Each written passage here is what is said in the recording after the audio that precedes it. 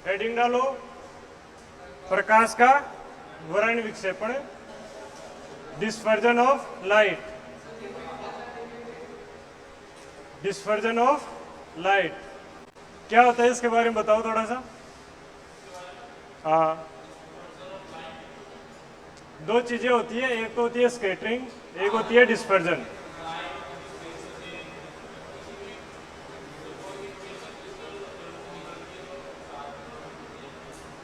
ये तो क्या हुआ,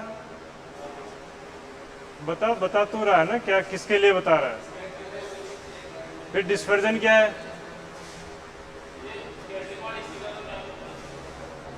क्या, देखो दो घटना है, एक तो वर्ण विक्षेपण और एक क्या है, विवर्तन स्कैटरिंग। दोनों में प्रकाश 7 भागों में टूटता है, मतलब अपने अपने रंगों में टूट जाता है। इस वाली में क्या होगा, एक स्पेक्ट्रम प्राप्त होगा, मतलब स्पेक्ट्रम, मतलब प्रकाश निकलेगा तो डायरेक्ट अलग अलग आप देख सकते हो, एक ही दिशा में वो टूटेगा, समझ गए। स्कैटरिंग में क्या होगा, छोटे छोटे कणों से टकराएगा, प्रकाश टूटेगा, 7 कलर में टूटेगा, लेकिन चारों ओर बिखर जाएगा, समझे। मतलब यहां से जो किरण टूटी वो चारों ओर बिखर जाएगी। दोनों घटनाएं अलग अलग है, काम लगभग एक सा होता है, दोनों में प्रकाश टूटता है, अपने अवयवी घटकों में 7 रंगों में टूट जाता है। वैसे श्वेत प्रकाश कितने रंगों से मिलकर बनता है, 7 रंगों से। प्रिज्म से अपन इसको तोड़ के देखते हैं, ठीक है, तो लिखो इसके अंदर प्रकाश का वर्ण विक्षेपण के अंदर लिखो जब कोई श्वेत प्रकाश, जब कोई श्वेत प्रकाश क्या हुआ, रखो भी आप बाद में लेना, किस खुशी में लाओ, एक ही लाए हो क्या, धन्यवाद आपको। ये वो पेन है फोन चलाने वाला, इस पे नहीं चलेगा सही, चलता स्टाइलस बोलते हैं इसको। लिखो, जब कोई श्वेत प्रकाश किरण, जब कोई श्वेत प्रकाश किरण प्रिज्म पर आपतित होती है, प्रिज्म पर आपतित होती है, तो वह 7 रंगों में विभाजित हो जाती है। इस घटना को क्या कहते हैं, इस घटना को प्रकाश का वर्ण विक्षेपण कहते हैं, डिस्पर्जन ऑफ लाइट, ठीक है भाई। लिखो, अलग अलग रंगों के लिए, अलग अलग रंगों के लिए, अलग अलग रंगों के लिए प्रिज्म का अपवर्तनांक, प्रिज्म का अपवर्तनांक अलग अलग होता है। क्या होता है, अलग अलग होता है। इस कारण प्रत्येक रंग का विचलन कोण, प्रत्येक रंग का विचलन कोण अलग अलग होगा, विचलन कोण अलग अलग होगा। यही वर्ण विक्षेपण का सिद्धांत है।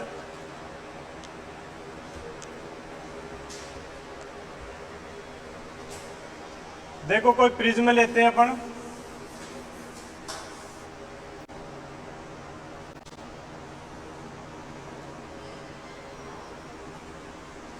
यहां से व्हाइट की किरण आ रही है, टकराएगी, टकराते क्या होगा, पहले इसका अपवर्तन, अपवर्तन के साथ ही वी रंगों में टूट जाएगी, यहां से निकलेगी ये,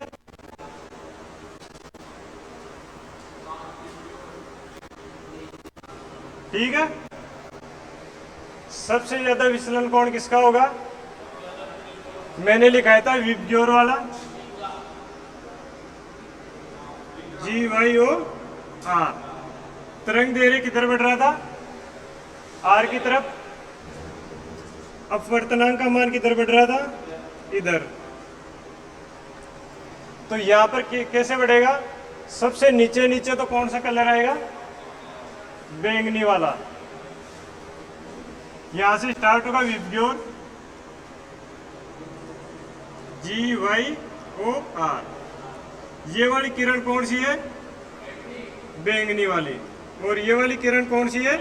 लाल वाली। अब बताओ, अगर किरण टूटती नहीं तो कैसे जाती? बिल्कुल सीधी जाती। तो सबसे ज्यादा बैंड कौन सा कलर हो रहा है? बैंगनी वाला हो रहा है। और सबसे कम कौन सा हो रहा है? रेड वाला। तो इसके लिए मैं क्या लिख सकता हूं? Del V is greater than del R। मतलब बैंगनी के लिए विचलन कोण का मान रेड के लिए विचलन कोण के मान से ज्यादा होता है। उतार लो इसको। हाँ,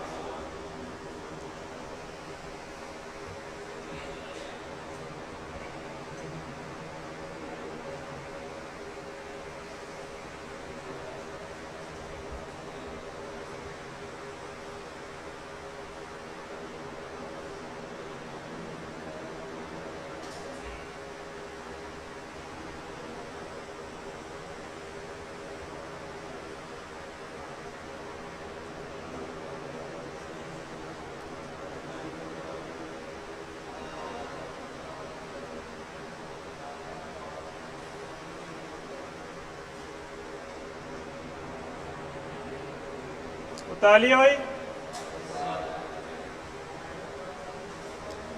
अब यहाँ पर आप सीधा सीधा देख सकते हो, अपवर्तनांक ज्यादा है तो विचलन कोण का मान ज्यादा है। प्रिज्म में मैंने लास्ट में सूत्र कौन सा लिखाया था? डेल एम बराबर म्यू माइनस 1 ए। एक क्या था यहाँ पर? एक क्या था? ए।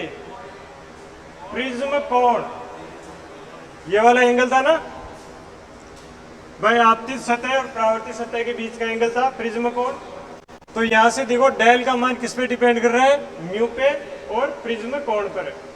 प्रिज्म के लिए प्रिज्म कोण हमेशा एक रहेगा। उसके लिए अपन चेंज कर सकते हैं अपवर्तनांक। अपवर्तनांक कैसे चेंज होगा? तरंग दैर्घ्य के अनुसार। तो यहाँ पर लिख लो डेल एम को उठाओ, केवल लिखो डेल। विचलन कोण का मान कैसे निकालते हैं? म्यू माइनस 1 इंटू ए।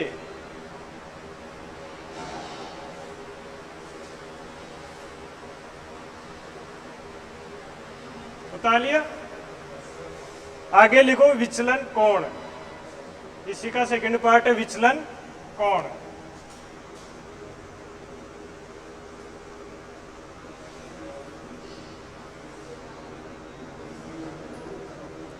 इसको दिखाते हैं थीटा से।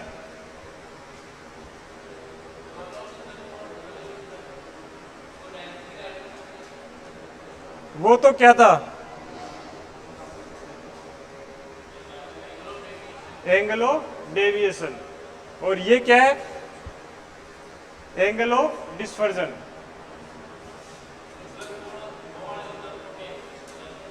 उसको भी विचलन बोलते हैं। हाँ, angle of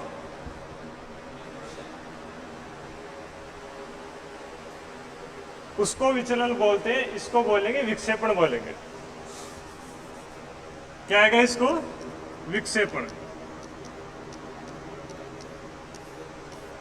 angle of dispersion है ना, विक्षेपण कोण बोलेंगे, वो था विचलन कोण। ओमेगा से दिखा दो, थीटा से दिखा दो। आप किससे दिखा रखा आपने? ओमेगा से दिखा रखा, तो ओमेगा लिख लो। अब बताओ क्या लिखूं मैं?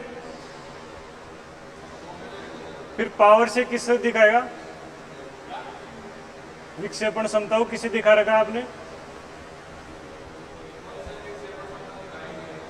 उसको W से दिखाते हैं, ओमेगा से। लिखो इसके अंदर बैंगनी रंग के लिए, इसके अंदर लिखो बैंगनी रंग के लिए विचलन कोण, बैंगनी रंग के लिए विचलन कोण व लाल रंग के लिए विचलन कोण, हाँ, बैंगनी रंग के लिए विचलन कोण व लाल रंग के लिए विचलन कोण का अंतर कोण का अंतर विक्षेपण कोण कहलाता है। विक्षेपण कोण कहलाता है।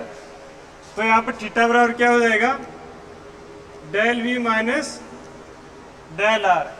डेल वी क्या है, वॉयलेट के लिए विचलन कोण, डेल आर क्या है, रेड के लिए विचलन कोण। चूंकि पहले अभी वैल्यू लिखाई थी, डेल बराबर क्या था, म्यू माइनस 1 इंटू ए।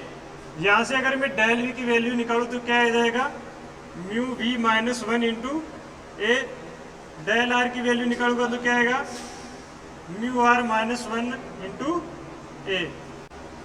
ये वाली वैल्यू मैं यहां पर पुट कर रहा हूं, तो थीटा बराबर क्या आ जाएगा बताओ, क्या आएगा, mu V minus 1 A mu R minus 1 A. इसको सॉल्व करने पर क्या आएगा, mu V minus mu R into A. ठीक है, सोल्व करोगे इसमें माइनस वाला कट जाएगा, ये माइनस का हो जाएगा, ये प्लस का हो जाएगा, दोनों कट जाएंगे, बचेगा क्या, del V minus del R into A. उतार लो इसको।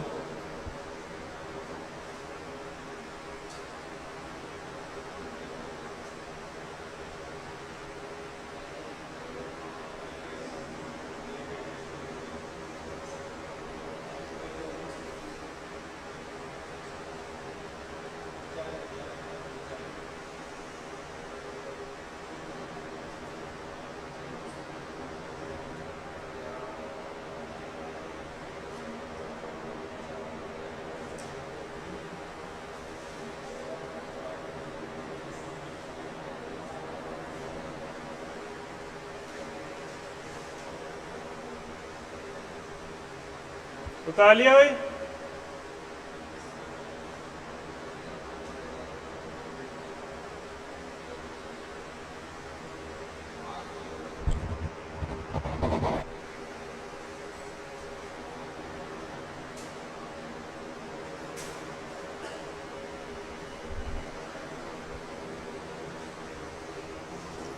थीटा बराबर क्या आएगा, डेल वी माइनस डेल वो क्या, mu V minus mu R into A. अब यहां से विचलन कोण का मान किस पे डिपेंड कर रहा है, विचलन कोण का मान एक तो अपवर्तनांक पे कर रहा है, दूसरा प्रिज्म कोण पर भी कर रहा है। तो आप नीचे लिख सकते हो थीटा समानुपाती ए।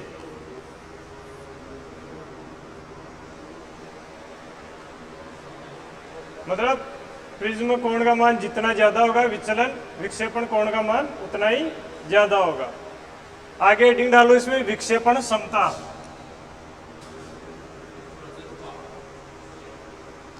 विक्षेपण समता किससे दर्शाते हैं इसको, W से।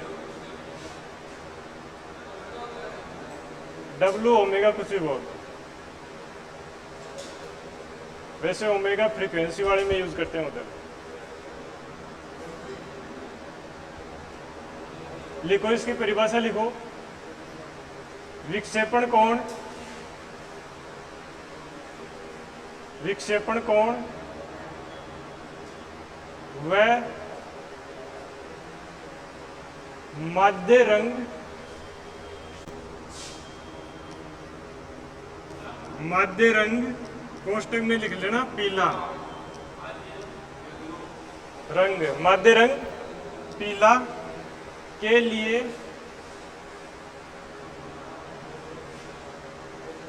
विचलन कोण, विक्षेपण कोण व माध्य रंग पीला के लिए विचलन कोण का अनुपात, माध्य रंग पीला के लिए विचलन कोण इन दोनों का अनुपात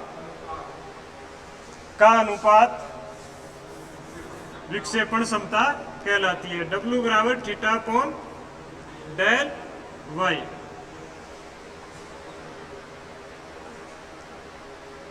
थीटा तो हो गया विक्षेपण कोण, डेल वाई क्या हो गया, पीले रंग के लिए विचलन कोण। वैसे बीच का रंग कौन सा आता है अगर आप देखोगे तो GYOR, तीन इधर से लो तीन इधर से लो, बीच वाला ग्रीन आ रहा है, लेकिन मध्य रंग कौन सा मानते हैं अपन, पीला, क्योंकि पीले के लिए यहाँ की ज्यादा सेंसिटिव होती है। ठीक है, इसको आगे हल करो। थीटा का मान क्या था, del V minus del R बटे डेल वाई, यही था ना थीटा का मान। इसको हल करने पर क्या है था, mu V minus mu R into A, और डेल वाई के लिए क्या आ जाएगा, mu Y minus 1 into A, क्योंकि डेल का मान क्या था, म्यू माइनस 1 इंटू ए था। अगर वाई के लिए निकाल रहा हूं मैं तो क्या आ जाएगा, mu Y minus 1 into A. ठीक है, ए से ए कैंसिल, तो डब्ल्यू का मान क्या आएगा final, mu V minus mu R बटे म्यू वाई माइनस 1। उतार लो इसको, आगे लिख लेना W समानुपाती ए की पावर 0। ए का कोई रोल नहीं आ रहा ना इसके अंदर, मतलब प्रिज्म कोण कितना ले लो, डिस्पर्जन पावर केवल अपवर्तनांक पर निर्भर करेगी कौन कौन से कलर के लिए। ठीक है, उतार लो।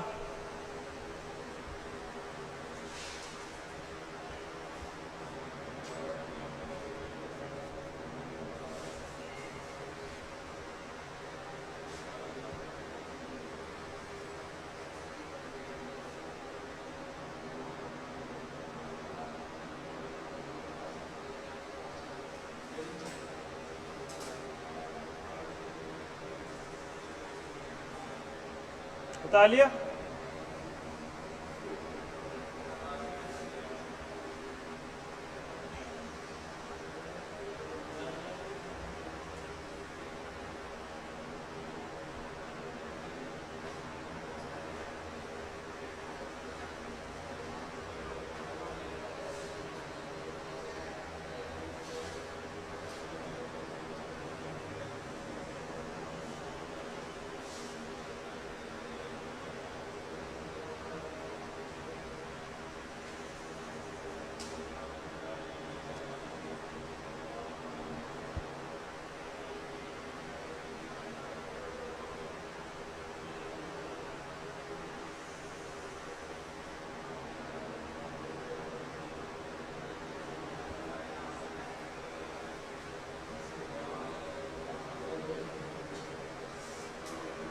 बता लिया भाई।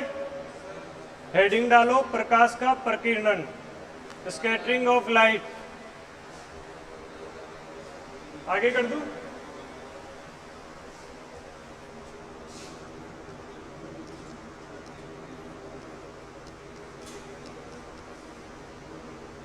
प्रकीर्णन कैसे लिखोगे भाई,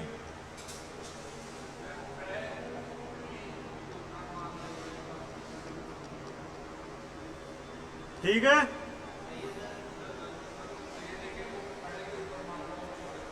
कोई बात नहीं, आप लगा लो, लिखो इसकी परिभाषा लिखो। जब कोई श्वेत प्रकाश किरण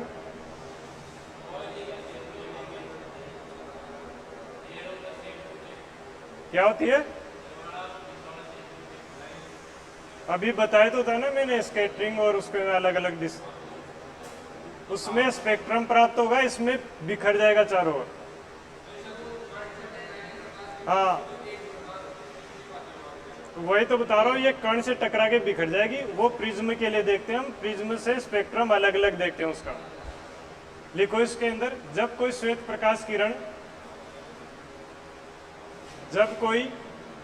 प्रकाश किरण छोटे अणुओं से छोटे अणुओं से टकराकर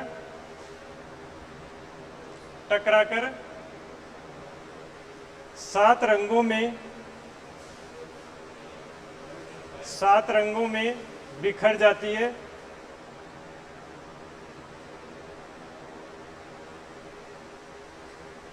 इसे प्रकाश का प्रकीर्णन कहते हैं।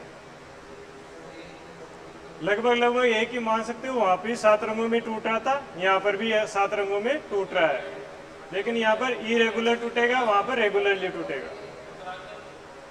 इसे प्रकाश का प्रकीर्णन कहते हैं। क्या?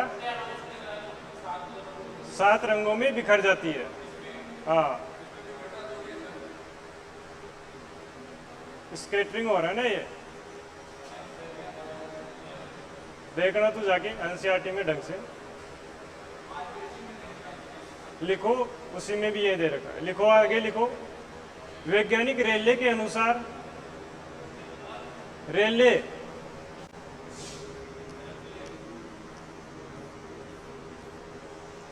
वैज्ञानिक रेले के अनुसार प्रकीर्णन की क्षमता इसको किसे दर्शाएंगे? आई से। कोष्टक में लिख लो आई। तरंग दैर्घ्य के चतुर्थ घात के व्युत्क्रमानुपाती होती है।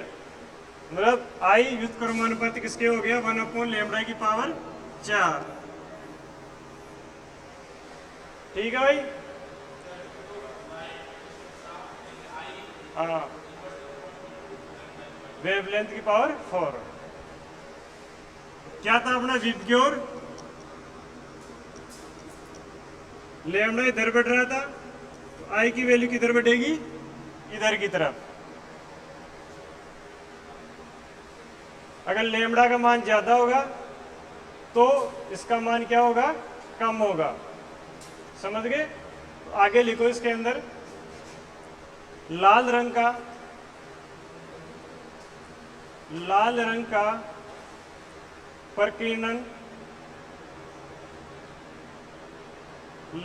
प्रकीर्णन सबसे कम होता है। वह बैंगनी रंग का प्रकीर्णन सबसे ज्यादा होता है।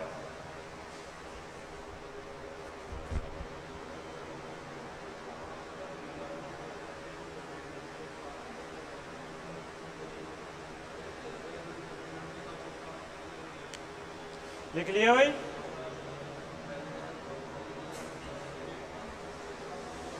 आगे लिखो इसमें प्रकीर्णन के अनुप्रयोग।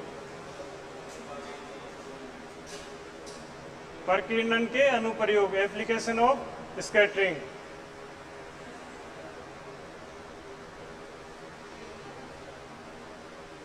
पहला लिखो इसमें खतरे के निशान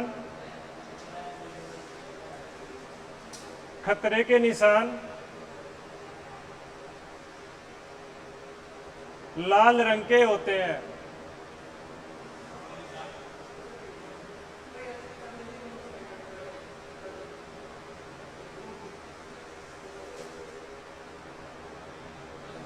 खतरे के निशान लाल रंग के बनाए जाते हैं या होते हैं। क्यों? जो भी डेंजर साइन होते हैं ना, उसको किससे बनाते हैं? लाल रंग से दिखाते हैं। क्यों? लिखो इसके अंदर, क्योंकि लाल रंग की तरंग दैर्घ्य सबसे ज्यादा होती है। इस कारण इसका प्रकीर्णन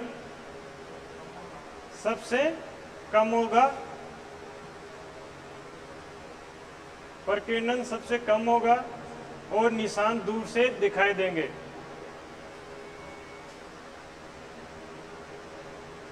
निशान दूर से दिखाई देंगे। अगला एप्लीकेशन लिखो। सेकंड एप्लीकेशन इसमें आसमान का नीला दिखाई देना। आसमान का नीला दिखाई देना। ये क्यों दिखाई देता है भाई?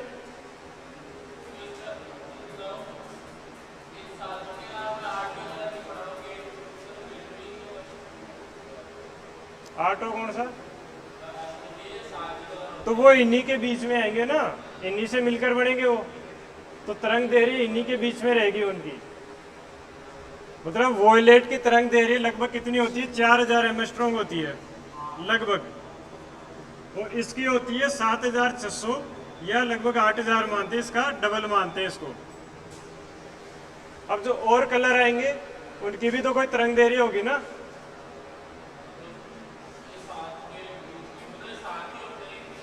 मेन कलर तो 3 ही होते हैं, उन्हीं से बन के होते हैं पूरे कलर। लेकिन आपको 7 कलर बता रहे हैं, इनकी तरंग देरी अलग अलग लिख रखी है। अब इनसे अगर आप हल्का फिल्का कुछ भी मिलाओगे, एक को ज़्यादा मिलाओगे, कम मिलाओगे, गहरा आसमानी, हल्का आसमानी वगैरह, तो तरंग देरी इन्हीं के बीच में आएगी। तो ब्लैक का मतलब क्या है? कोई रंग नहीं।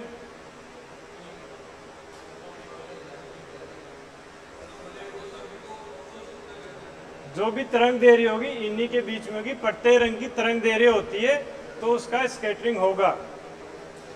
ठीक है, वो तरंग देरी के रेशियो में आएगा। जैसे मैंने लिखा है ना, I समानुपाती 1 लैम्डा की पावर 4। ठीक है, ऐसे मत बोलो कि इनके अलावा जो कलर उनका होगा ही नहीं। ठीक है भाई, क्या लिखा है मैंने?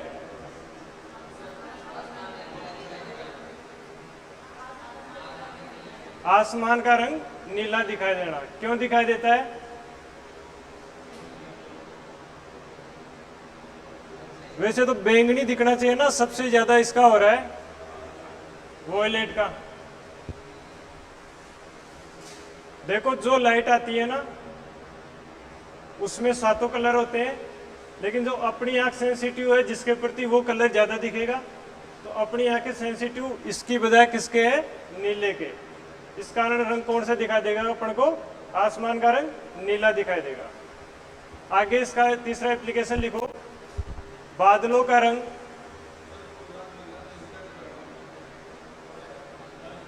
अगर आसमान साफ होगा तो स्काई ब्लू ही दिखेगा। बादलों का रंग सफेद दिखाई देना।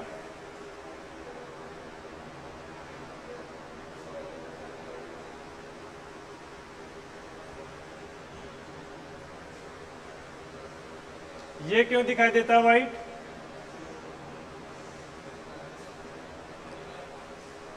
बादल अपने से पास में स्थित है, इस कारण स्कैटरिंग इसका नहीं हो पाता है। तो कलर व्हाइट, लाइट का कलर कौन सा था? व्हाइट। तो अपन को क्या दिखाई देंगे? व्हाइट ही दिखाई देंगे। वो बात अलग है, बरसात के दिनों में काले दिखाई देते हैं, वो उनमें जलवाष्प के कारण होता है। जलवाष्प पानी भरा होता है ना, तो बादल काले होते हैं। ठीक है, चौथा एप्लीकेशन लिखो। गहरे पानी का रंग या समुद्र का रंग नीला दिखाई देना। गहरे पानी या समुद्र का रंग, गहरे पानी या समुद्र का रंग नीला दिखाई देना। इसमें भी वही स्कैटरिंग वाला फॉर्मूला लगेगा। अगला एप्लीकेशन लिखो। सूर्योदय व सूर्यास्त के समय, सूर्योदय व सूर्यास्त के समय लालिमा का दिखाई देना। कौन सी माँ? लालिमा। लालिमा का दिखाई देना। शाम को देखते हो ना, लाल लाल सा दिखता है सूर्य, सुबह भी लाल लाल सा दिखता है। वो इसी कारण होता है, प्रकाश का स्कैटरिंग होता है। लेकिन लाल कलर सबसे दूर तक दिखाई देगा, बाकी कलर बीच में डिसअपियर हो जाएंगे।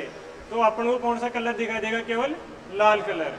अब इसमें से क्वेश्चन कैसे पूछ सकता है वो आपको पूछेगा, निम्न में से स्कैटरिंग का अनुप्रयोग कौन सा है? या इनमें से कोई एक दे देगा और बोलेगा ये किस कारण होता है। ठीक है, जैसे वो पूछ लेगा कि समुद्र का पानी नीला क्यों दिखाई देता है, ऑप्शन में दे देगा, स्कैटरिंग दे देगा, विवर्तन, अपवर्तन, कुछ भी 4 ऑप्शन बना के दे देगा। ठीक है भाई, तो ये एप्लीकेशन याद कर लेना ऐसे के ऐसे। अरे समझ में आ गया क्वेश्चन कैसे आ गया, पता लग गया।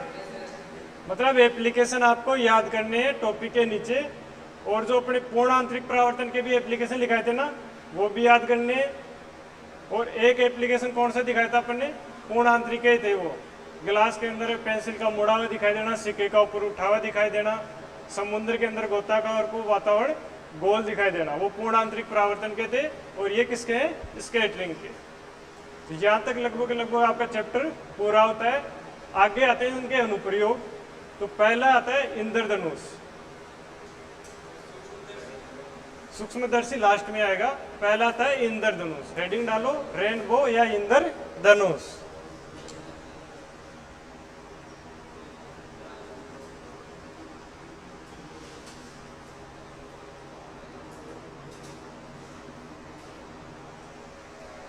इंद्र का धनुष देखा आपने,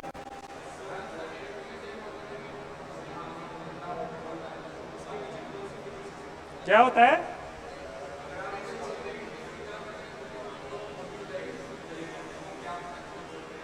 वो इससे बोलते हैं कि धनुष इंद्र का है, तो आप चैलेंज कर रहे होंगे उसको।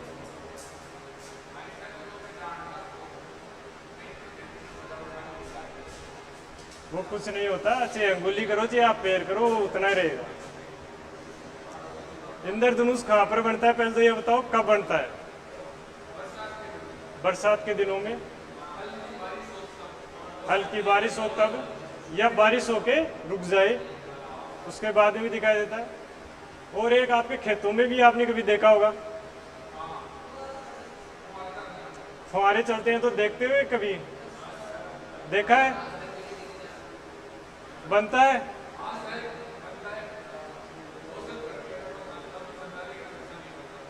हल्की हल्की वो धूप होनी चाहिए तब बनेगा वो।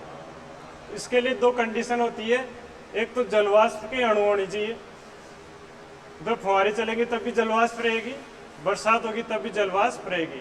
दूसरा सूरज होना चाहिए, वो आपके पीछे होना चाहिए। मतलब इंद्रधनुष इधर बन रहा है तो सूरज कहाँ होगा, इधर होगा, पीछे की तरफ होगा आपके, तभी दिखाई देगा वो। आप सूरज की तरफ देखोगे तो इंद्रधनुष नहीं दिखाई देगा। ठीक है, इसमें कौन कौन सी घटनाओं के कारण होता है?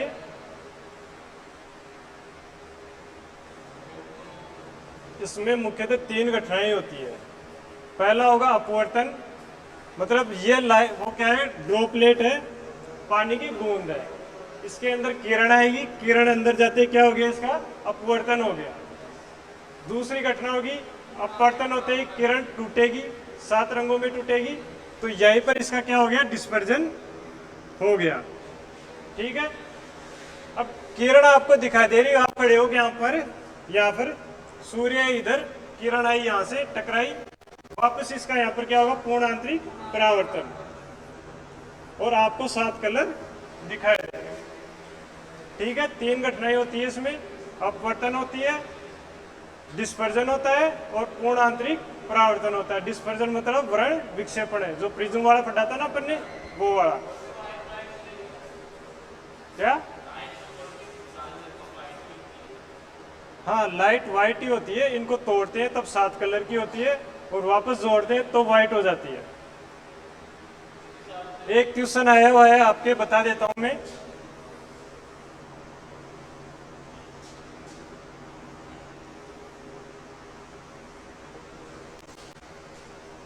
यहां से किरण आई, 7 रंगों में टूटी, और वापस यहाँ पे किरण एक रंग की हो गई जुड़कर। तो यहां से किरण आती है व्हाइट, यहाँ पे बोल रहा है कि किरण टूट गई 7 रंगों में विप की ओर में। अब वो बोल रहा है कि यहाँ पर कौन सी किरण प्राप्त होगी, व्हाइट होगी। ठीक है, अगर प्रिज्म को उल्टा रखोगे तो किरण वापस कौन सी हो जाएगी, व्हाइट हो जाएगी। ये लगभग 5-6 महीने पहले एक कॉम्पिटिशन में पूछा था अपने राजस्थान में। एनसीईआरटी में ऐसा का ऐसा एग्जाम्पल दे रखा है, ऐसा का ऐसा उसने डायग्राम उठाया, और पूछ लिया कि कौन सी कलर की, वो वहां पर दिखाई देगी आपको। मैडम नींद आ रही है आपको? मुंह धो के आ जाओ अगर नींद आ रही है तो।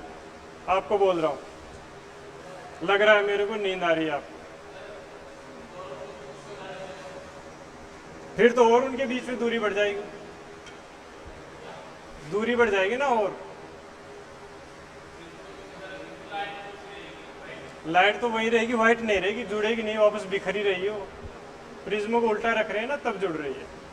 लिखो, इंद्रधनुष में 3 घटनाएं होती है, 3 घटनाएं होती है। कौन कौन सी होती है? पहला लिखो व्रण विक्षेपण,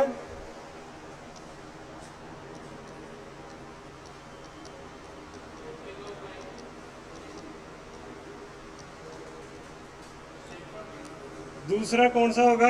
अपवर्तन, तीसरा होगा पूर्ण आंतरिक परावर्तन, TIR। ये क्या है भाई? वर्ण विक्षेपण को क्या बोलते हो आप? डिस्पर्जन ही बोलते हो, तो वही लिखो।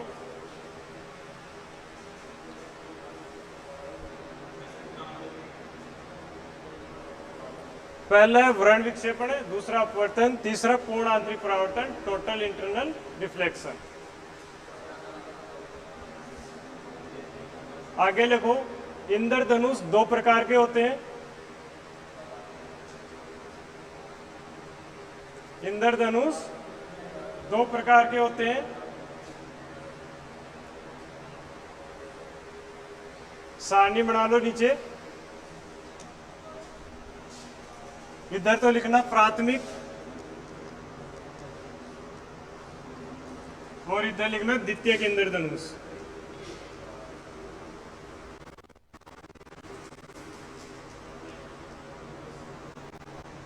प्राथमिक इंद्रधनुष और द्वितीयक इंद्रधनुष। मेनली आप देख के पता लगा सकते हो कि प्राथमिक दिख रहा है, द्वितीयक दिख रहा है। ज्यादातर कौन सा दिखता है? प्राथमिक। प्राथमिक में क्या होगा? रेड कलर ऊपर होगा, बैंगनी कलर नीचे होगा। द्वितीयक में जस्ट इसका उल्टा होगा। तो लिखो, इसमें डायग्राम से बना लो एक बार आप। ये इंद्रधनुष है भाई, यहां पर आप क्षितिज से खड़े हो।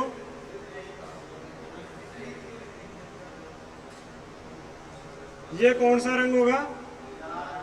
लाल रंग। और ये कौन सा होगा? बैंगनी रंग। दूसरा, इसके अंदर धरती से कितने कोण पे होगा? ये कितने कोण पे होगा? 40 डिग्री। और ये कितने पे होगा? 42 डिग्री। इधर वाले में कैसे आएगा?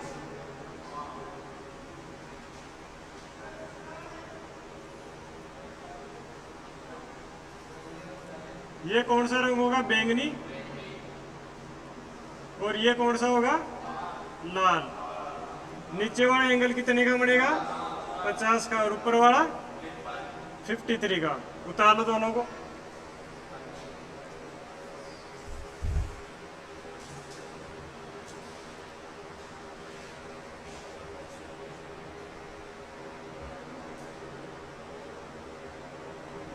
नीचे लिखना चाहो तो लिख लो, लाल रंग 42 डिग्री,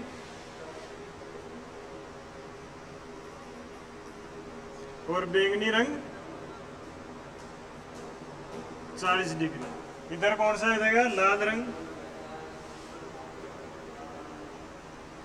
50 डिग्री, और बैंगनी रंग 53 डिग्री।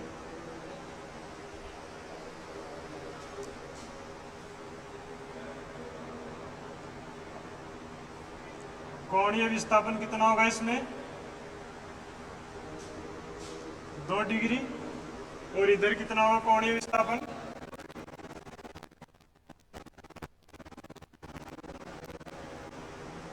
3 डिग्री। 53 minus 50, 3 degree.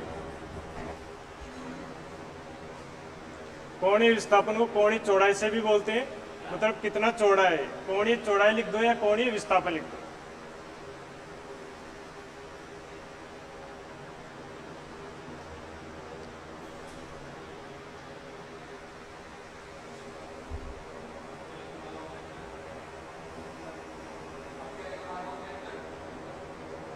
हाँ हो सकता है नेत्र भी आ जाए, कुछ भी आ जाए आगे। नेत्र है ना आपके एनसीईआरटी में,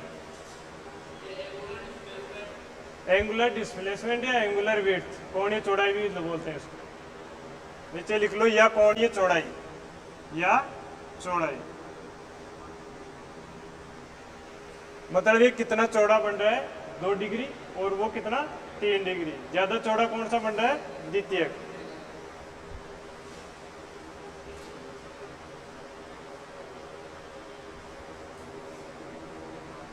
आगे देखो, इसमें ये कोई बूंद है,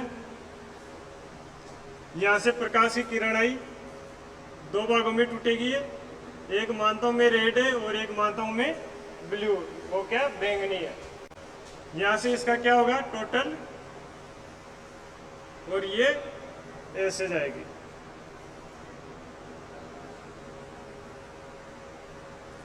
ये वाली किरण कौन सी है भाई बताना, लाल।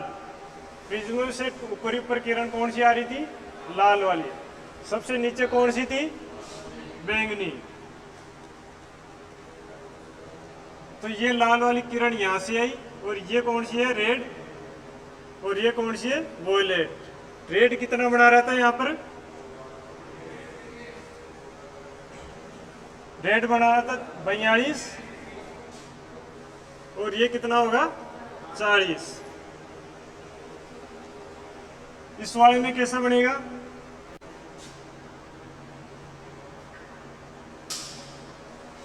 किरण आएगी यहां से, उन्हें टकराएगी और फिर बाहर निकलेगी।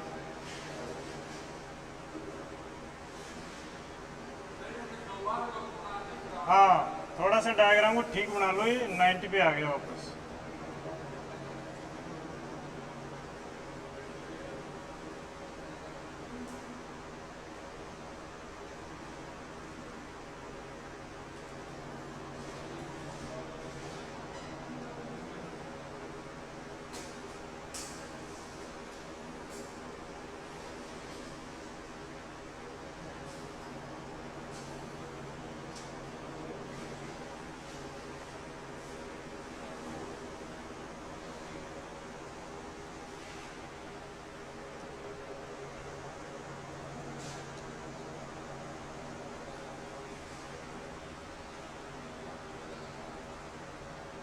और ये है रेड वाली, दोनों को बढ़ा लो।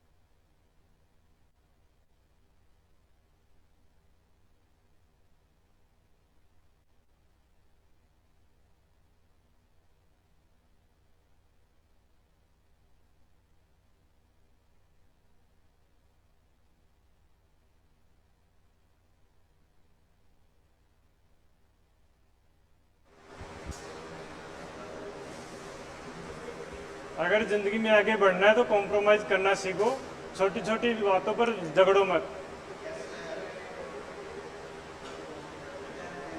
अगर झगड़ना है तो बड़ी बात में झगड़ो, अपने हक के लिए झगड़ो, ऐसे नहीं कि छोटी छोटी बातों पे टाइम पास कर रहे हो।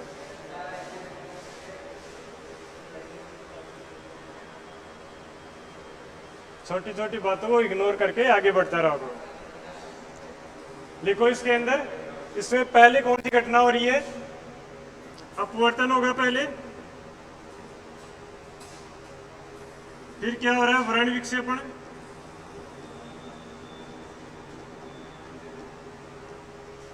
और फिर क्या हो रहा है? पूर्ण आंतरिक परावर्तन। टी पहले अपवर्तन, वर्ण विक्षेपण, पूर्ण आंतरिक परावर्तन, TIR।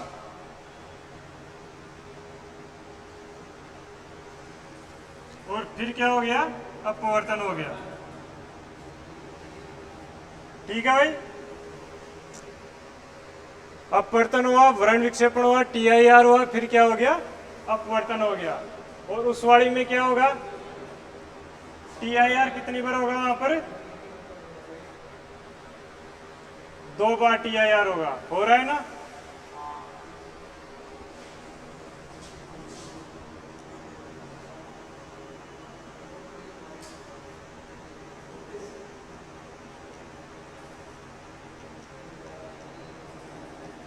फिर क्या होगा? TIR, और फिर वापस क्या हो रहा है? TIR, और फिर क्या हो रहा है? अपवर्तन।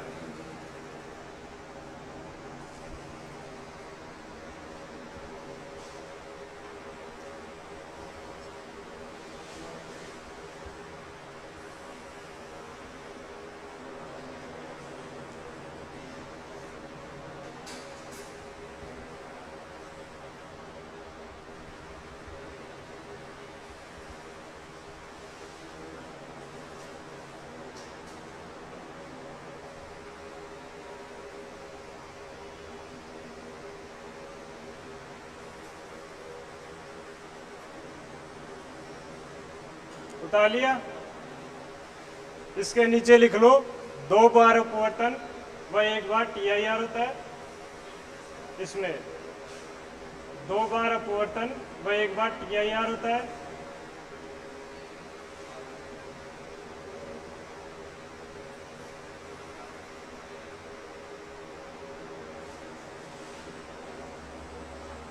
द्वितीयक में लिखना 2 बार अपवर्तन व 2 बार TIR होता है।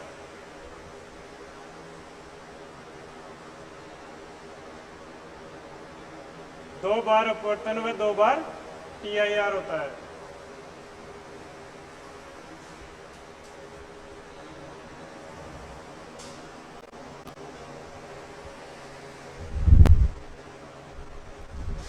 प्राथमिक वाले में लिखना ज्यादा चमकीला होता है।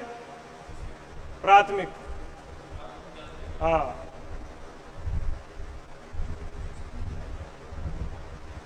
द्वितीयक में लिखना यह कम चमकीला होता है।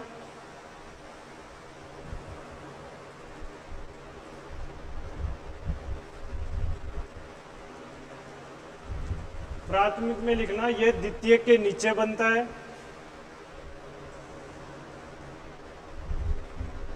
प्राथमिक में लिखना यह द्वितीयक के नीचे बनता है।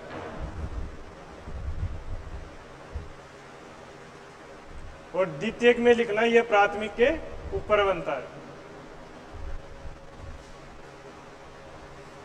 मतलब कभी कभी देखना, हमेशा तो नहीं दिखेगा, 2 इंद्रधनुष दिखाई देंगे आपको,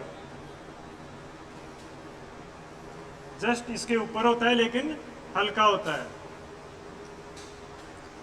ये कलर में ब्राइटनेस ज्यादा होता है, ऊपर वाला कलर में ब्राइटनेस कम होता है। कलर वही होगा, इसका यहाँ रेड होगा और इसका नीचे वाला रेड होगा। मतलब वो रेड वाला धीरे धीरे हल्का होता हुआ दिखाई देगा, ऊपर आके बैंगनी वाला कलर दिखाई देगा यहाँ पर। और इसमें बैंगनी क्या होता है? नीचे होता है। ठीक है, इंद्रधनुष में इसी सारणी से क्वेश्चन आ सकता है। मैक्सिमम चांस ये होता है कि प्राथमिक इंद्रधनुष में कितनी बार TIR होता है, कितनी बार अपवर्तन होता है। ठीक है, दूसरा उसका कोणीय चौड़ाई या कोणीय विस्थापन, ये 2 चीजें ध्यान में रखना इनमें, और ज्यादा ध्यान में मत रखना। आगे लिखो नेत्र। आप तो सब जानते होंगे, बायोलॉजी में पढ़ लिया होगा वैसे तो, नहीं पढ़ा?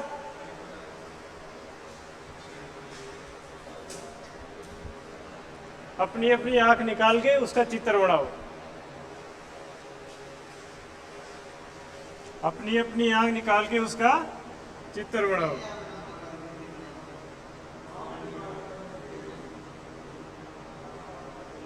कुछ ऐसा होता है, आप ज्यादा जानते होंगे वैसे। ये क्या होता है लास्ट वाला? रेटिना होता है। और आगे क्या होता है? ये लेंस होता है। अब इसमें पुतली उतली वो आप जोड़ते रहे ना, कहाँ पर क्या होती है। यहाँ पर क्या होती है? मसल्स होती है जो इस लेंस को या तो मोटा करेगी या पतला करेगी, ऑटोमेटिक समायोजन करेगी। अगर वस्तु दूर है तो अपने आप से समायोजित करके वो फोकस को कहाँ पर लाएगी? डायरेक्ट रेटिना पर लाने की कोशिश करती है। ठीक है भाई। अब इसके अंदर लिखो लेंस का, नेत्र लेंस का अपवर्तनांक 1.437 होता है। 1.437 होता है। लिखो प्रतिबिंब रेटिना पर बनता है। कहां पर बनेगा? रेटिना पर बनेगा। अगर रेटिना से आगे पीछे बन रहा है तो आपकी आंखें गड़बड़ है। ठीक है। अगर रेटिना पर नहीं बन रहा है तो आंखों में गड़बड़ है, फिर चश्मे लगाओ और उसको रेटिना पे बढ़ाओ, तभी दिखाई देगा। आगे लिखो प्रतिबिंब वास्तविक और उल्टा बनता है। वास्तविक और उल्टा बनता है,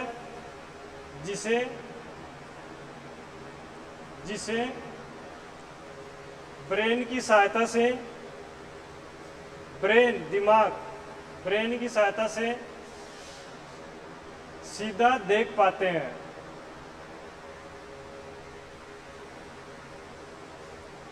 ब्रेन की सहायता से सीधा देख पाते हैं। जो यहाँ पर आपका प्रतिबिंब बन रहा है ना, वो कैसा बनेगा? उल्टा बनेगा और वास्तविक होगा। लेकिन दिमाग उसको क्या पड़ता है? सही पड़ता है। मेरी आंखें सब आपको उल्टा देख रही है, आपके पैर ऊपर है और सिर नीचे है, लेकिन दिमाग कैसे दिखा रहा है? बिल्कुल सही दिखा रहा है। ठीक है। आगे लिखो नेत्र की फोकस दूरी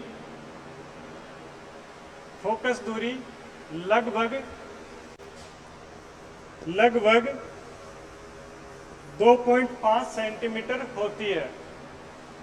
2.5 सेंटीमीटर होती है।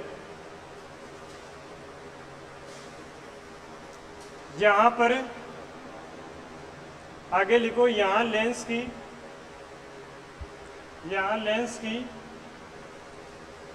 फोकस दूरी का मान मांसपेशियों की सहायता से घटाया या बढ़ाया जा सकता है। घटाया या बढ़ाया जा सकता है। इसे आंख की समायोजन क्षमता कहते हैं।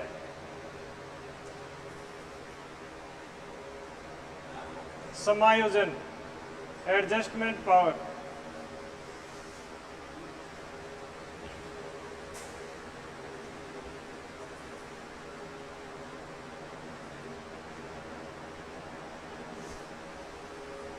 फिजिक्स की तो यही बातें थी इसमें, और बातें आती है बायोलॉजी की।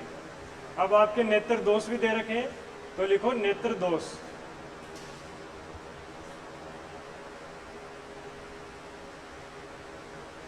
पहला लिखो निकट दृष्टि दोष।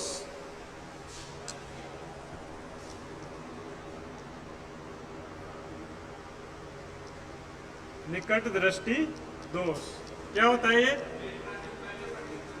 मायोपिया। माई पिया मेरे पिया। याद कैसे करोगे इसको? मायो पिया मेरे पिया क्या है? निकट है। ठीक है, तरीका बता रहा हूं, कोई दिल पर मत ले लेना, किसी को बुरा लगे तो। मेरे पिया निकट है, इसमें होता क्या है? निकट दृष्टि दोष, मतलब निकट वाली वस्तुएं तो ठीक दिखेगी, पिया निकट है वो तो ठीक दिखेगा, लेकिन दूर वाली वस्तुएं नहीं दिखेगी।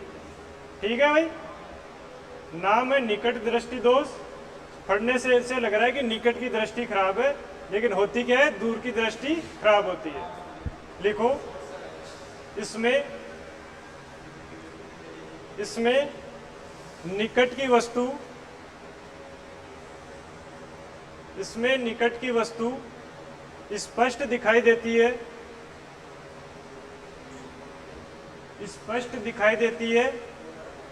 जबकि दूर की वस्तु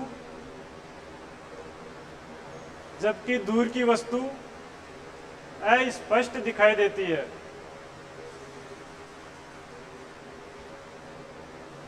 क्योंकि दूर की वस्तु का प्रतिबिंब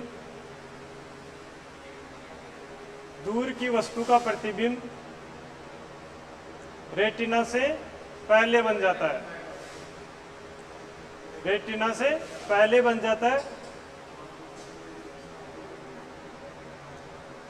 अब देखो, प्रतिबिंब रेटिना से पहले बन रहा है, तो नामकरण इसका यहीं से हुआ है। ठीक है, मतलब रेटिना कहां पर है? यहां पर वस्तु आई,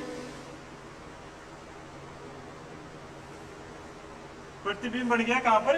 यहीं पर। रेटिना पर नहीं बना, मतलब इसके निकट में ही बन गया, लेंस के निकट में। इसको बोलते हैं निकट दृष्टि दोष। दोष है तभी निकट आ गया ना ये ऐप। दूसरे वाले में क्या होता है? दूर दृष्टि दोष, उसमें प्रतिबिंब यहाँ पर बनता है, मतलब रेटिना से दूर चला गया। ठीक है, तो नामकरण इसका यहाँ से होता है, निकट दृष्टि दोष, मतलब प्रतिबिंब क्या है? लेंस के निकट बन रहा है। ठीक है, आगे लिखो, इसके निवारण हेतु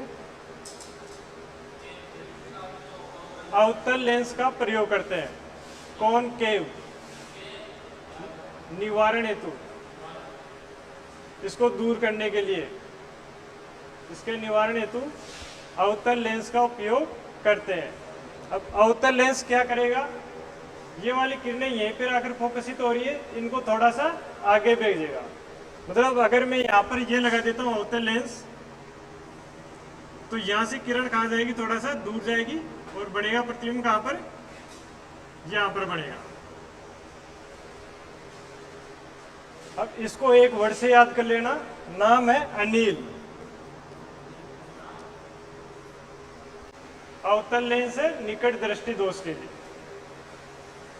अगर ये याद है तो वो दूसरा ऑटोमेटिक याद हो जाएगा। दूर दृष्टि दोष मतलब दूसरा लेंस कौन सा बचा? उत्तल लेंस।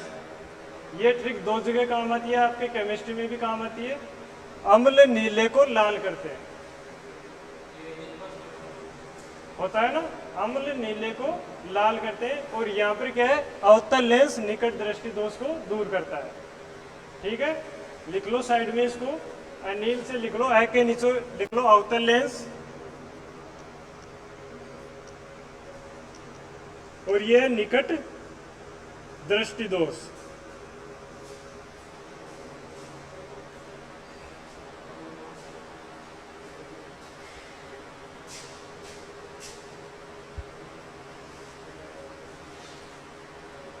आगे दूसरा दोष लिखो, दूर दृष्टि दोष। इंग्लिश में बोलेंगे इसको हाइपरमेट्रोमिया, मतलब पी आप क्या हो गया? हाइपर हो गया।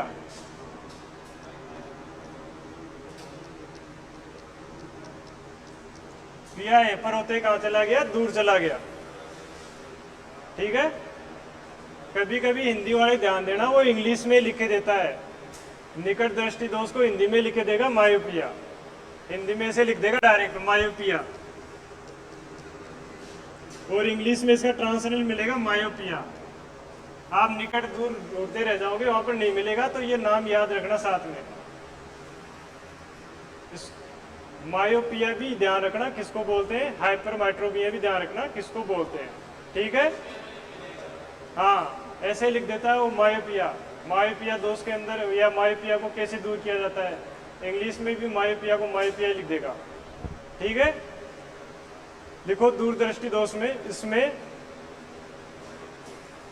दूर की वस्तुएं स्पष्ट दिखाई देती है, वह पास की वस्तुएं अस्पष्ट दिखाई देती है।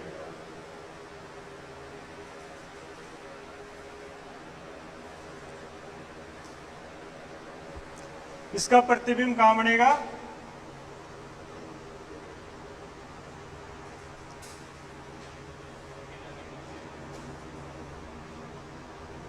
आगे लिखो इसका प्रतिबिंब, इसका नहीं, इस दोष में प्रतिबिंब, इस दोष में प्रतिबिंब रेटिना के पीछे बनता है।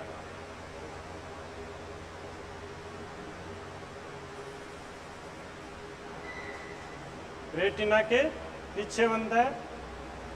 इसके निवारण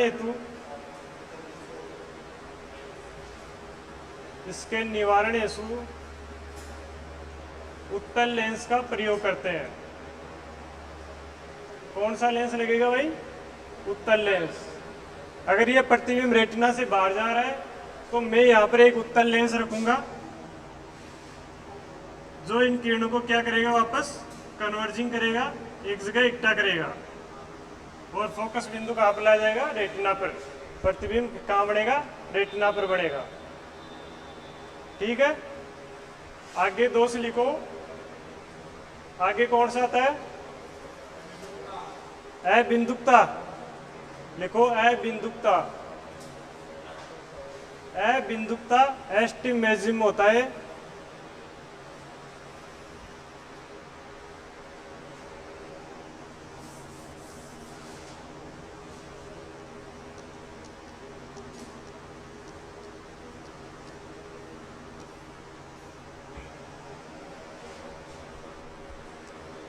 इसमें क्या होगा, जो अपना लेंस है ना उसकी वक्रता चेंज हो जाती है, मतलब वो थोड़ा सा टेढ़ा हो जाता है। किस कारण होता है, केराटिन का जमाव हो जाता है उसके ऊपर। केराटिन होता है कुछ प्रोटीन वगैरह, केराटिन प्रोटीन होती है ना, उसका जमाव हो जाता है जिसके कारण इसकी वक्रता बदल जाती है। तो क्या होगा, जो आपको खड़ी चीजें है ना या टेढ़ी चीजें, ये कैसी दिखाई देगी, आपको ऐसे दिखाई देगी,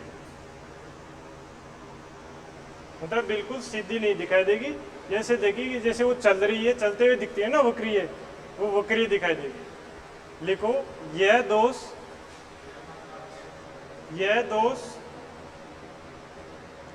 कॉर्निया पर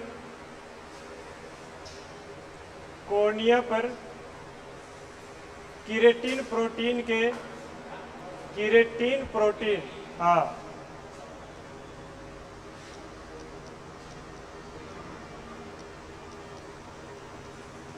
केराटिन प्रोटीन के जमाव के कारण लेंस की वक्रता बदलने से उत्पन्न होता है।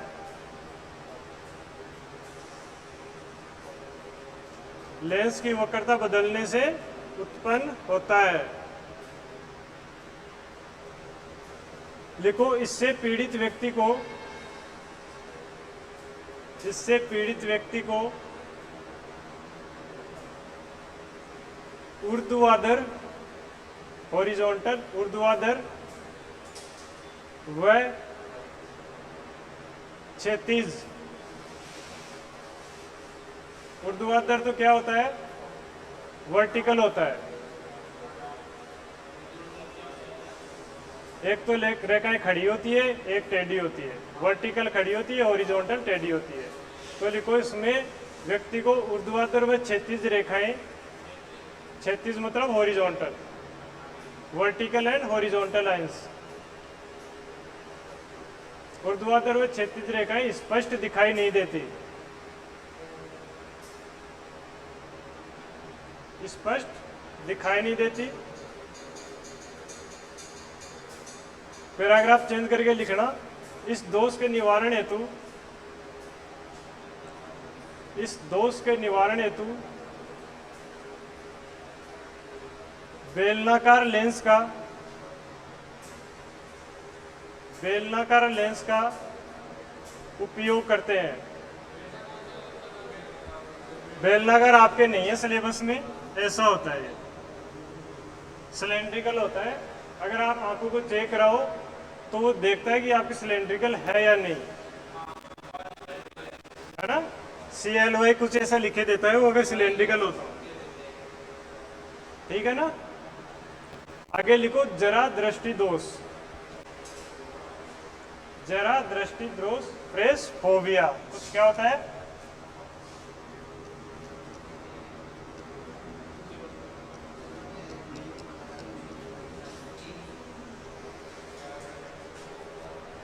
लिखो इसके अंदर, यह दोष बुढ़ापे में उत्पन्न होता है।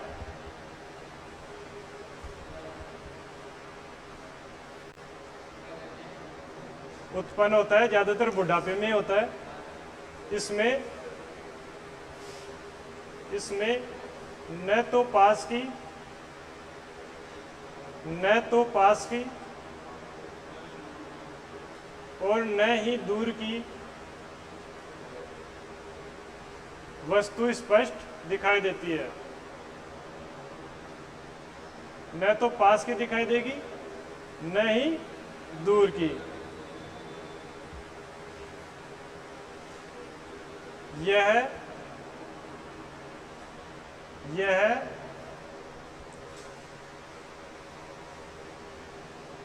मांसपेशियों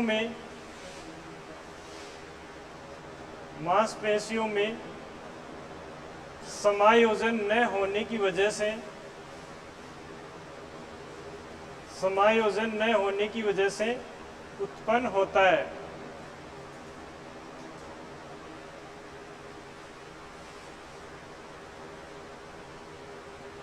पैराग्राफ चेंज करके लिखो, इस दोष के निवारण हेतु,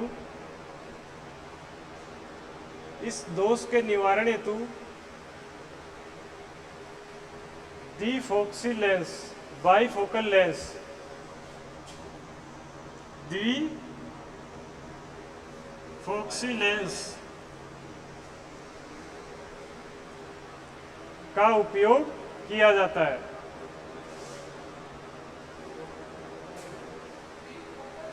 हाँ, डिफोक्सी लेंस, बाइफोकल लेंस देखा है कभी आपने? ये आपके पिताजी या दादाजी ने लगा रखा होगा। ज्यादातर बुढ़ापे में कौन सा लगता है? एक तो मोटा वाला लेंस लगता है, उत्तल लेंस। उत्तल लेंस मतलब दूर दृष्टि दोष वाला, उनको निकट पढ़ने में दिक्कत होती है। एक तो बुढ़ापे में ये होता है। दूसरा होता है डिफोकस लेंस। ये कैसा होता है? चश्मा होता है ना, ये गांधी जी का चश्मा, ऐसा होता है। डांडी इसकी अलग अलग आ गई तो नीचे देखना, इसे लकीर सी दिखेगी आपको, ठीक है। अब आदमी सामने देखेगा तो उसको दूर की वस्तु देखनी है, तो दूर की वस्तु देखने के लिए कौन सा लेंस काम में लेते हैं अपन? कॉनकेव। कॉनकेव मतलब अवतल लेंस।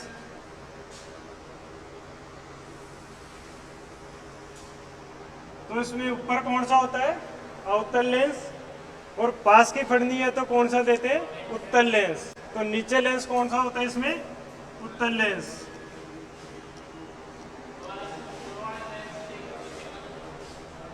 जो आपके लग रहा है, मेरे लग रहा है, वो कौन सा है? ऊपर वाला लेंस है। जवानी में ज्यादातर पास, दूर की वस्तुएं नहीं दिखाई देती, पास वाले तो दिखाई देती है अपन को, ठीक है ना। अगर आप चश्मा के उतार को पीछे देखोगे दूर तो आपको स्पष्ट नजर नहीं आएगा। इसका मतलब आपका कौन सा दोष है? निकट दृष्टि दोष। ऐसे भी याद रख सकते हो, आपके निकट दृष्टि दोष है, लेंस कौन सा लग रहा है आपका, अवतल लेंस। उतार लो इसको डिफोक्सी के अंदर, डायग्राम बना लो। ऊपर तो कौन सा है, अवतल लेंस, नीचे कौन सा आता है, उत्तल लेंस।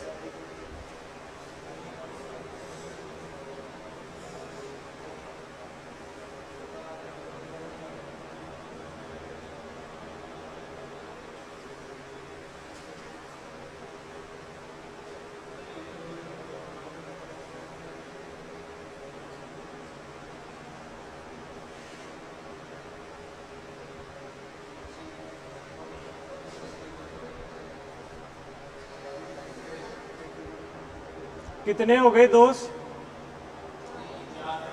4 हो गए। 5वां लिखो मोतियाबिंद, नाम तो सुना ही होगा, गांव में चलता है ये।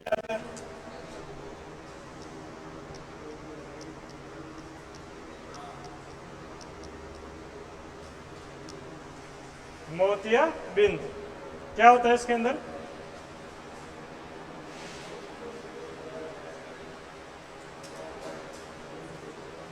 क्या होता है भाई मोतियाबिंद में,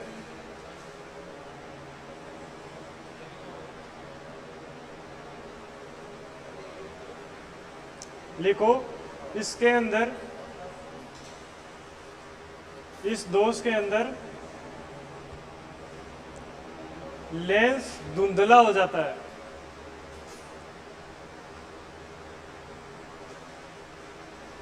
लेंस धुंधला हो जाता है। इसके निवारण हेतु धुंधला,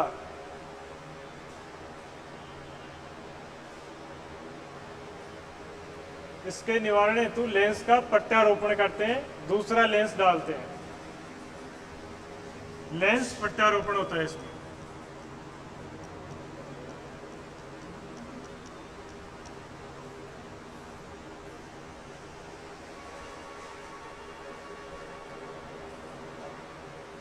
ये हो गए आपके नेत्र दोष।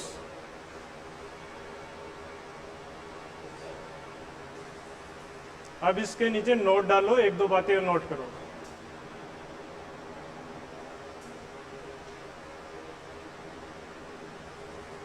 लिखो आंख का निकट बिंदु, आंख का निकट बिंदु, हाँ, नियर साइटनेस पॉइंट, आंख का निकट बिंदु 25 सेंटीमीटर पर होता है।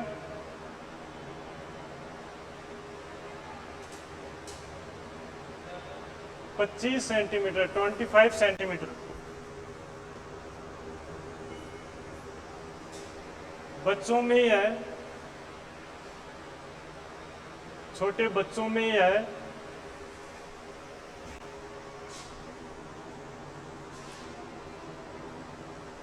लगभग 10 सेंटीमीटर होता है, लगभग 10 सेंटीमीटर होता है।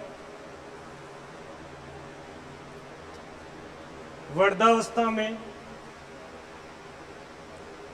वृद्धावस्था में निकट बिंदु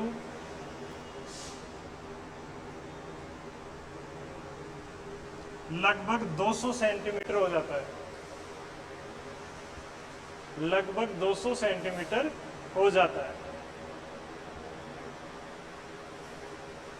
क्या होता है ये निकट बिंदु, मतलब आप कितना पास में लेके आरामदायक स्थिति में फट सकते हो।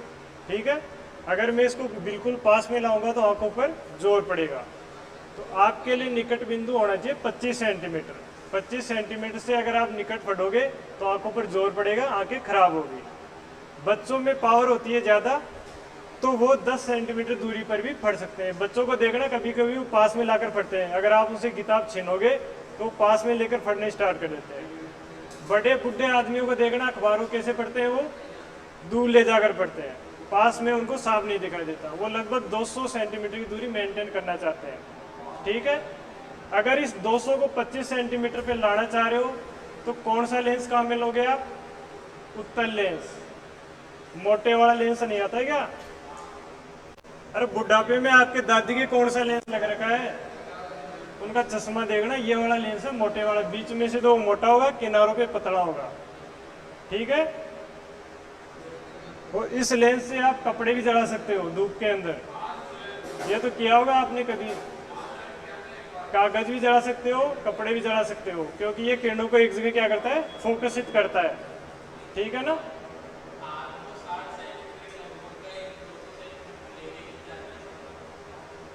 क्या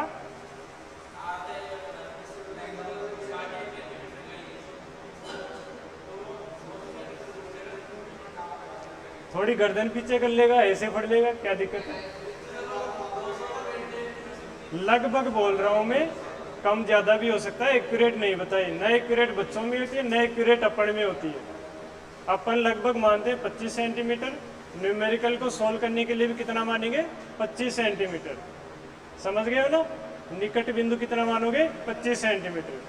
बुढ़ापे में ये हो जाता है लगभग 200 सेंटीमीटर। एनसीईआरटी में डाटा दे रखे हैं, तब लिखवाया है, हो सकता है वो पूछ ले आपसे, ठीक है।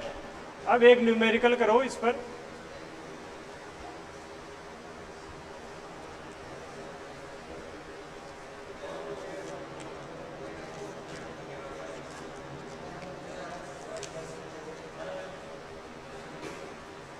लिखो भाई, किसी व्यक्ति को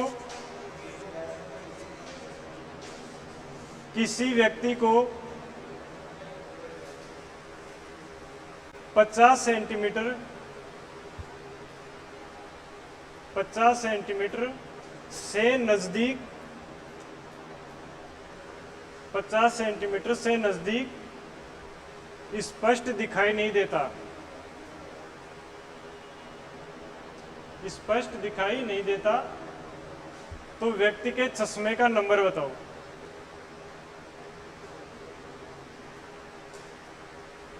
बताओ भाई, चश्मे का नंबर डायप्टर में लिखा होता है, आपका पावर में लिखा होता है।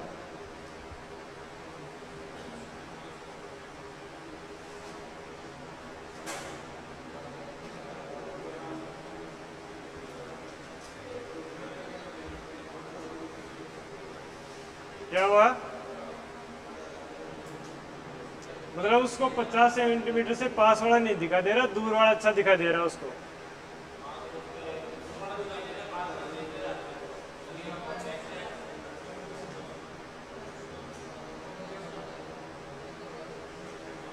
पावर बताओ, कॉन्वेक्स लेंस तो बता दिया, कितने नंबर का चश्मा बढ़ेगा उसका? 0.5 कैसे?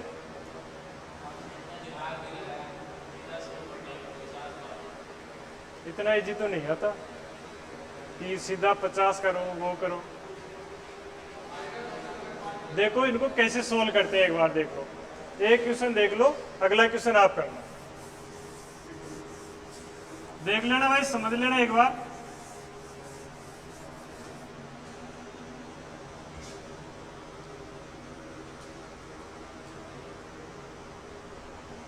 ये क्या है, आपकी आंख है, ठीक है।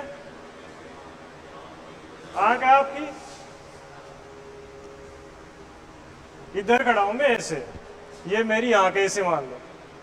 यहां से 50 सेंटीमीटर पर ये दूरी हो गई। अब बंदा बोल रहा है कि मेरे को इधर वाली वस्तु ही नहीं दिखाई दे रही स्पष्ट, आगे वाली तो चित्र दिखाई दे रही है, ठीक है भाई। तो अब आपको क्या करना पड़ेगा, लेंस सूत्र क्या होता है, 1/f बराबर 1/v माइनस 1/u, यही होता है ना। एफ तो क्या होगी इसकी फोकस दूरी, जो अपन को ज्ञात करनी है। v क्या होगा इसका प्रतिबिंब कहां पर बनेगा, और u क्या है जहां पर वस्तु रखी हुई है। अब वस्तु को माना मैं यहां पर रखी हुई है और ये मेरे को दिखाई नहीं दे रही, तो दिखाई कब देगी, जब ये वस्तु का प्रतिबिंब कहां बनेगा, 25 पर। 25 के बाद में तो मेरा नेत्र देख लेगा उसको, निकट बिंदु कितना है मेरा, 25 सेंटीमीटर। तो इस वस्तु को प्रतिबिंब कहां पर बनाना है मेरे को, 25 के ऊपर, ठीक है। किरण आ रही है किधर से, इधर से, तो दूरी दोनों क्या होगी, नेगेटिव में होगी। तो यहाँ पर u बराबर कितना लूंगा मैं, वस्तु कहां पर खड़ी है भाई, 50 सेंटीमीटर पर। अब मेरे को इसका प्रतिबिंब एक लेंस लगाकर कहाँ पर दिखाना है, 25 सेंटीमीटर, वहां से मेरी आंख इसको देख लेगी। तो v का मान क्या आएगा, माइनस का 25 सेंटीमीटर। माइनस क्यों लिया इसके अंदर, क्योंकि वस्तु सामने रखी है, बिंब की तरफ ही है, प्रतिबिंब भी कहाँ बढ़ेगा, बिंब की तरफ ही बढ़ेगा। प्रकाश किरण इधर आ रही है तो यहाँ से अगर दूरी लेंगे तो कौन सी होगी, नेगेटिव होगी। नेत्र वाले सवालों में हमेशा दूरी नेगेटिव ही होती है, ठीक है ना, क्योंकि वस्तु हमेशा आपके सामने रखी होती है, बिंब भी उसका निकट पे लाओगे या दूर पे ले जाओगे सामने ही बढ़ेगा, ठीक है। तो इसके अंदर वैल्यू रखो और हल करो एक बार, कितना आ रहा है, इतना तो कर सकते हो ना। इधर मैं कर रहा हूं, आप अपनी कॉपी में करना।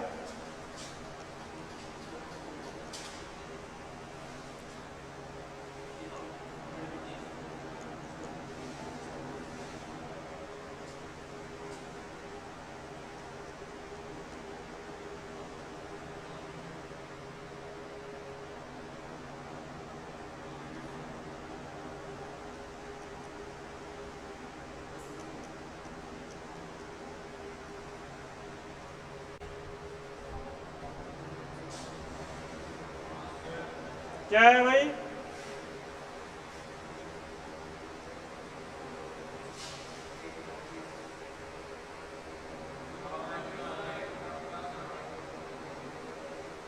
माइनस का 1/50। u बराबर क्या है, माइनस का 50। v बराबर आएगा माइनस का 25। तो माइनस का 50 बटे क्या हो जाएगा, माइनस का 25। फॉर्मूला सही है क्या, पहले तो ये बताओ मेरे को, v माइनस यू। तो आंसर क्या आएगा, माइनस का 50। f की वैल्यू क्या आएगी, तो p की वैल्यू क्या आएगी, इसको उल्टा कर लो। पहले तो इसको सेंटीमीटर से मीटर में लाओ, फिर इसको उल्टा करो। पहले तो उसको मीटर में चेंज करो आप, सेंटीमीटर से। एफ की वैल्यू माइनस का 1/50 नहीं है, एफ की वैल्यू 50 ही है यहाँ पर। 1/f बराबर आ रहा है ना, एफ की वैल्यू क्या है, माइनस का 50। क्या आएगी,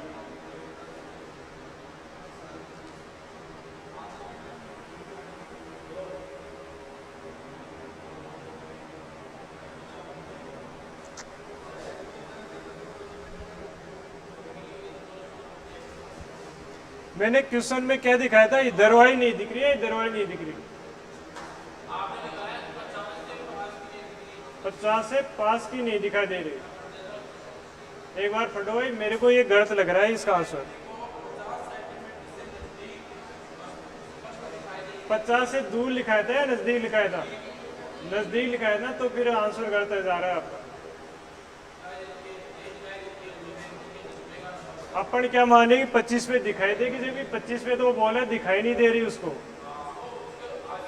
हाँ, क्वेश्चन में अपन ने क्या लिखा है कि 50 से नजदीक दिखाई नहीं दे रही, अपन सोल्व किसके लिए कर रहे हैं, 50 से आगे दिखाई नहीं दे रही। तो इसका सोल्व ऐसे करो वापस, डायग्राम वही रहेगा, मतलब इधर वाली नहीं दिखाई दे रही। तो अगर वस्तु यहाँ पर रखी है तो बिंब कहाँ पर बनाना पड़ेगा, उसका प्रतिबिंब 50 पर बनाना पड़ेगा, ठीक है। मतलब v की वैल्यू तो क्या आएगी यहाँ पर,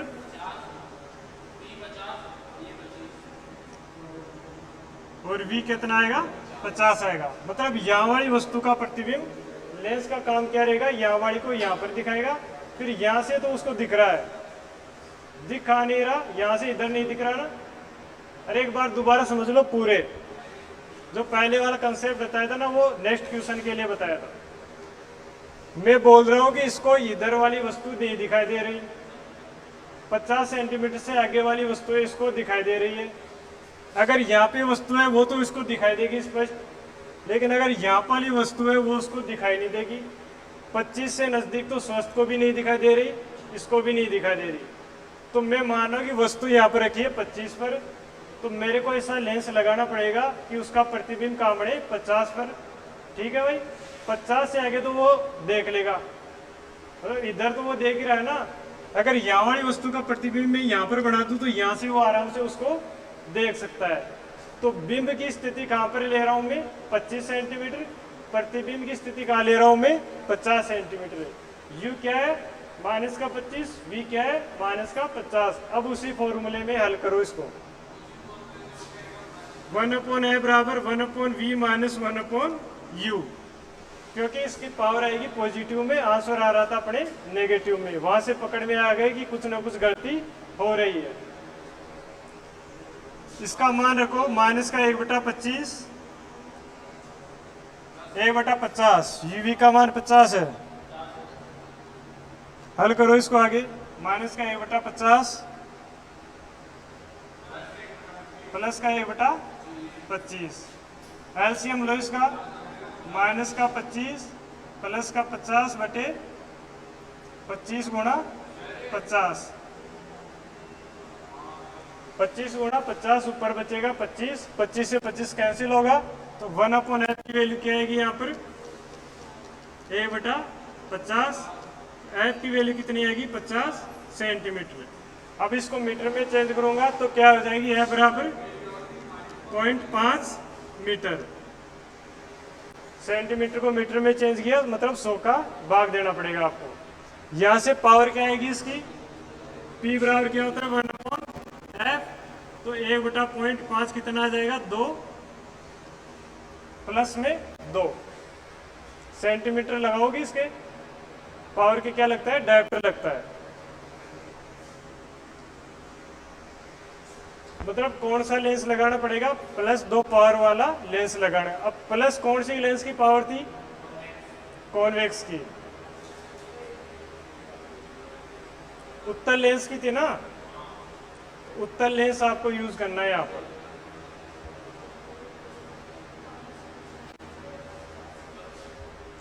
मतलब अवतल उत्तल का तो आप क्वेश्चन से पता लगा सकते हो, उसको निकट का दिखाई नहीं दे रहा है, दूर का नहीं दिखाई दे रहा। अगर आपके प्लस माइनस में आ रहे हैं तो समझ जाना कहीं ना कहीं गलती कर रहे हैं। कहाँ पर कैसे आएगा भाई, माइनस का 25 है प्लस का 50 है, टोटल कितना आएगा माइनस प्लस का 25 ही आएगा। भाई 50 में से 25 ही तो घटा रहे हो ना वहाँ पर, तो 25 ही आएगा, 25 से निचला 25 कट जाएगा, बचा गया क्या 1/50। उतार लो इसको ऐसा का ऐसा, और एक और करना न्यूमेरिकल।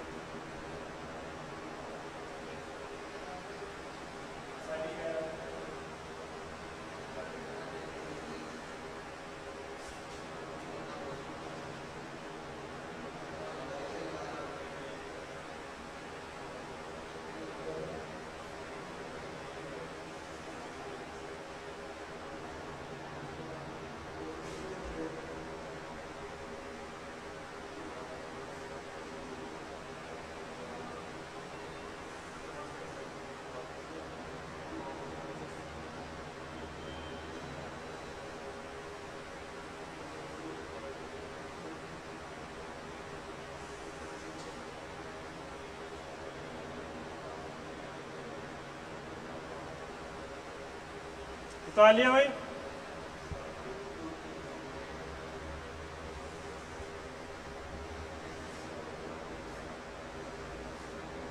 एक न्यूमेरिकल और करो ऐसा ही लिखो, एक आदमी को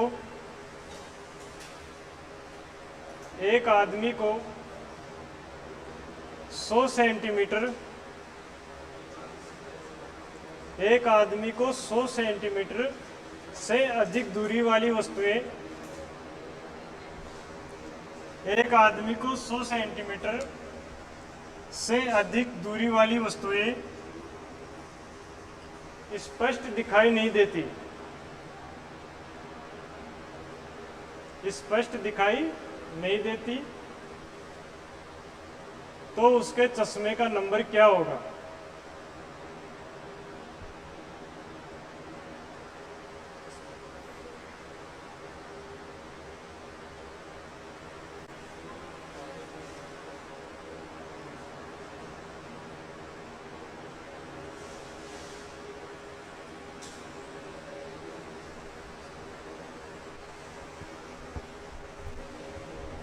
करो देखे।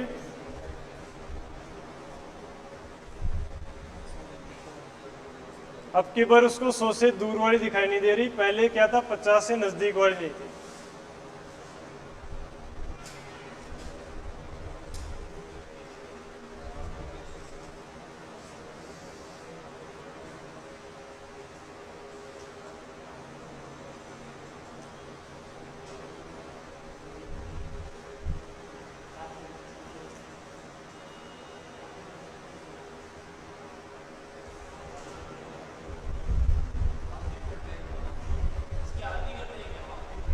आधी किसको, किसमें से घटाओगे 25? देखो इसमें जो मैंने पहले समझा दिया था ना वो कॉन्सेप्ट लगेगा इसमें।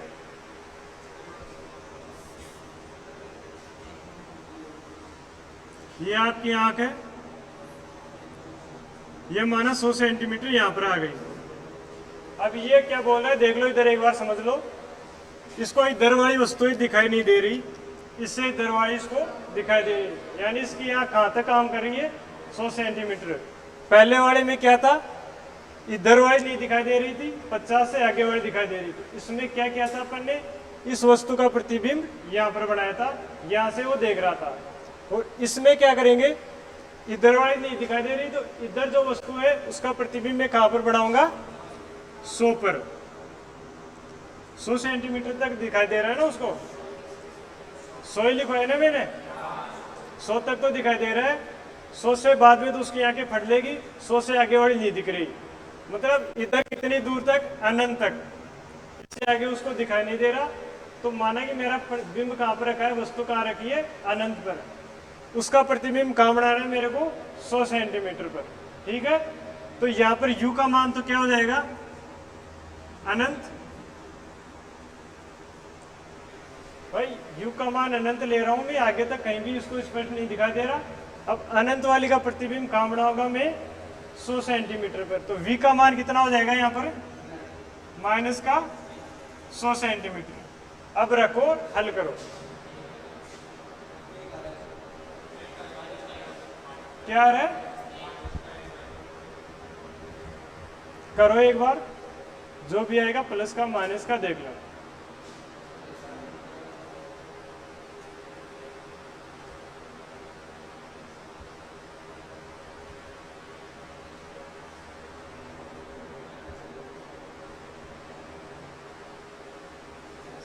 सही, माइनस का मतलब क्या है यहाँ पर, कॉनकेव लेंस, मतलब अवतल लेंस लगाने की जरूरत है, जो आपके लग रहा है। ठीक है ना, इसको हल कैसे करेंगे देख लो। 1/a बराबर 1/v माइनस 1/u। v की वैल्यू क्या है, माइनस का 1/100, और ये क्या हो जाएगा 0, 1/∞ 0। तो 1/f की वैल्यू क्या आ गई, 1/100।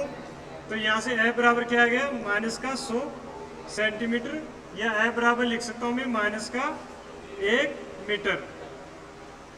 ठीक है, अब इसकी पावर निकालूंगा तो p बराबर क्या हो जाएगा, 1/f। तो यहाँ से p का मान क्या आएगा, माइनस का 1 डायप्टर।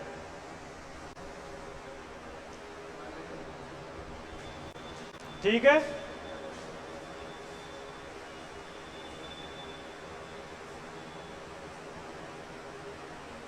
दो ही कंडीशन बनती है इसमें, या तो निकट की दिखाई नहीं दे रही या दूर की दिखाई नहीं दे रही। दोनों पे एक एक न्यूमेरिकल करवा दिए मैंने, आगे आप प्रैक्टिस करते रहना। मतलब अगर इधर की दिखाई नहीं दे रहा है, अनंत वाले को वहां पर लाना है जहां तक उसको दिखाई दे रही है। ठीक है, v का मान क्या रहेगा, जहां पर तक उसको दिखाई दे रही है। इधर वाली नहीं दे रही तो यहां से कहां पर लेके आना, जहां तक उसको दिखाई दे रही है। ठीक है भाई, और इधर वाले में फिक्स पॉइंट है, 25 से आगे मत लेके जाना, वस्तु को 25 से आगे मत मानना। u की वैल्यू क्या रहेगी इधर वाले के लिए, 25, इधर वाले के लिए u की वैल्यू क्या रहेगी, इनफाइनाइट। ठीक है, यानी वस्तु इधर कहीं पर भी हो सकती है, यहाँ पर वस्तु मानेंगे हम 25 सेंटीमीटर तक। ठीक है, अब बच रहा है आपका माइक्रोस्कोप। आज पढ़ोगे या कल पढ़ोगे, चलो कल पढ़ लेना।